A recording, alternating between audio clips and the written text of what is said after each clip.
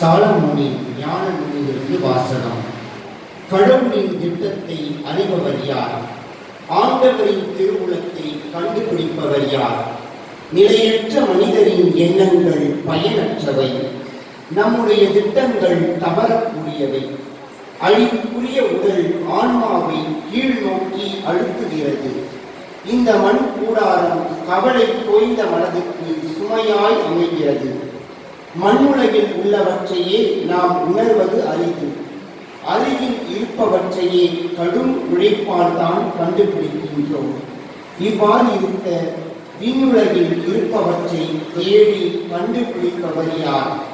நீர் ஞானத்தை அருளாமலும் உயர் வானில் இருந்து உன் தூய ஆவியை அனுப்பாமலும் இருந்தால் உன் திட்டத்தை யாரால் அறிந்து கொள்ள இயலும்?